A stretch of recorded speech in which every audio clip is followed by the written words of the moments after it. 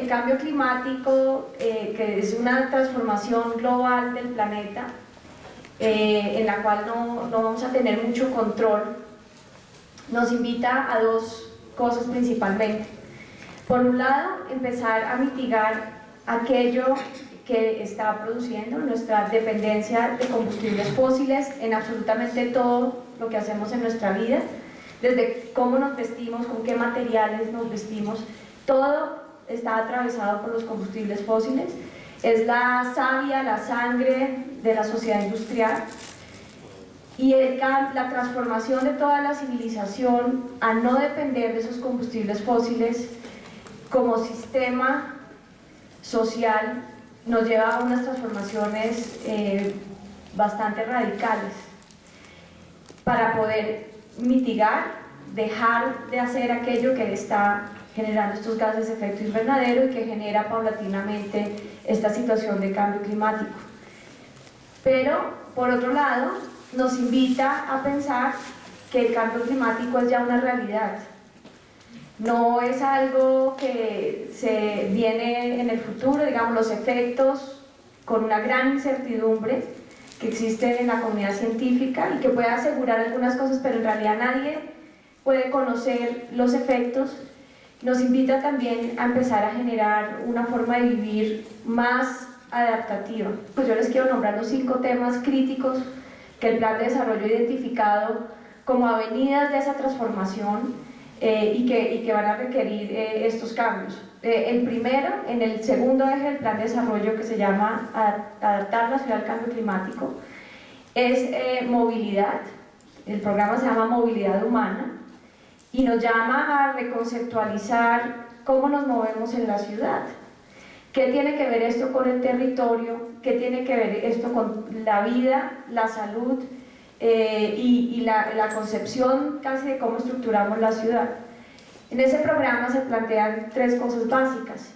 Primero, la persona, el ser humano, es el centro del sistema de movilidad. Por lo tanto, el peatón es primero y tenemos que recuperar la capacidad de caminar en la ciudad y de poder movilizarnos. Y es muy interesante que esto que pareciera un contrasentido cuando la inversión de los recursos públicos se van en autopistas, en infraestructura, que de todas formas la encuesta de movilidad nos muestra cómo más del 25% de la ciudadanía hoy se moviliza caminando. Entonces, en una Bogotá humana, ¿cómo facilitamos las avenidas para el peatón? La seguridad, el confort ambiental para poder caminar. Y nuestro primer experimento, muy debatido, muy controversial, es la peatonalización de ese tramo de la séptima, y ahí es donde empezamos a encontrarnos conflictos sociales, económicos, que vamos trabajando en la medida que vamos implementando. El Plan de Desarrollo propone 10 zonas peatonalizadas en Bogotá, que ya no son corredores lineales como la séptima, sino zonas específicas que van a permitir generar otro ambiente para la ciudadanía y respeto al peatón. Lo segundo que propone ese programa de movilidad es que no es posible en Bogotá, si no queremos copar el territorio de la sabana, seguir pensando que aquí cada uno de nosotros puede tener un carro y movilizarse en él independientemente. Tenemos que crear sistemas integrales y masivos de transporte, pero estos deben facilitar la movilidad más sostenible y yo creo que más eficiente que puede tener Bogotá, que es la bicicleta. Sobre todo en las zonas planas, la verdad, moverse en bicicleta en Bogotá debería ser el medio de transporte más utilizado.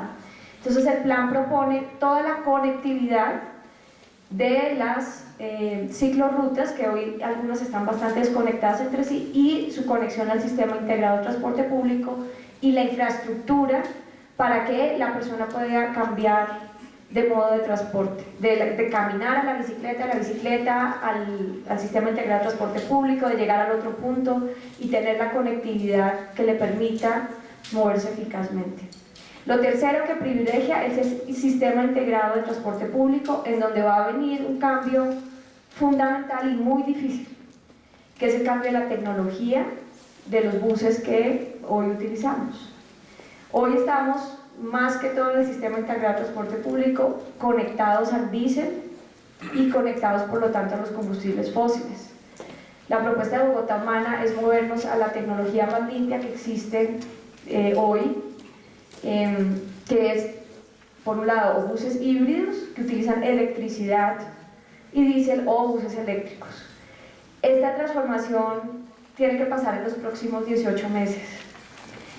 Y tiene que pasar porque es el momento en que el CIT está entrando a funcionar y es el momento en que se están importando los nuevos buses del sistema y es el momento en que se está definiendo el futuro de esa tecnología para los próximos 12 años en Bogotá.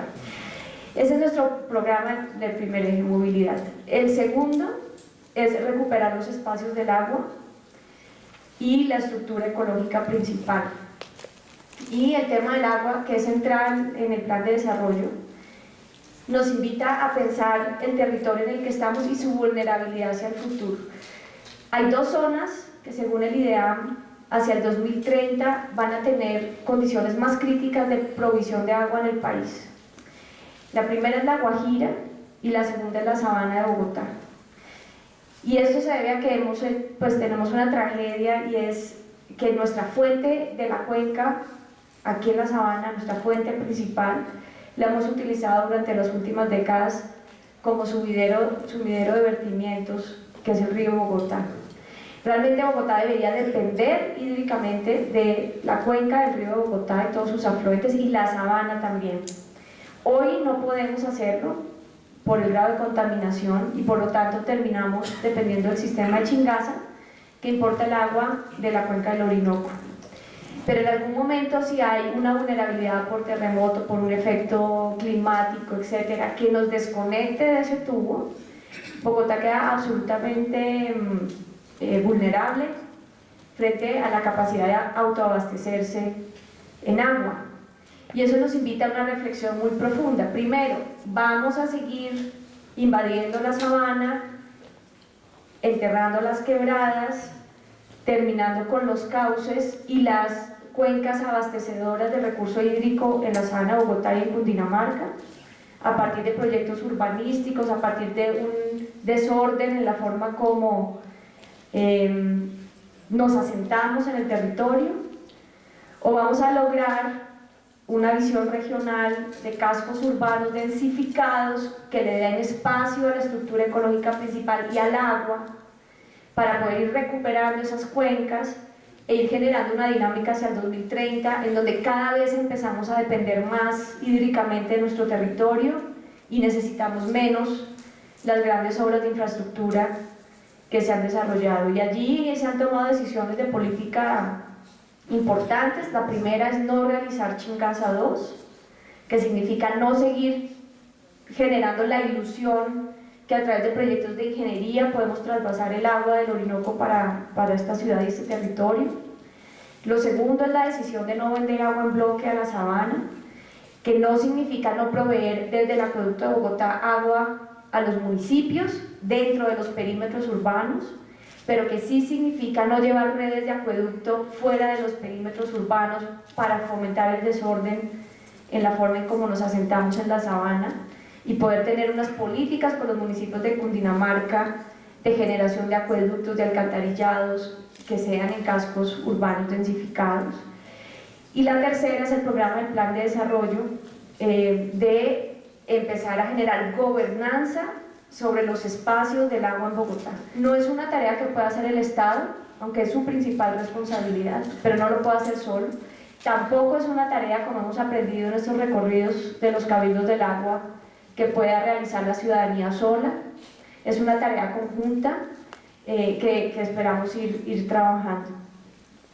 El tercer programa es el de gestión integral del riesgo, y este es otro fenómeno muy interesante que sucede en una ciudad de 7 millones de habitantes o más, que ya ha copado su territorio.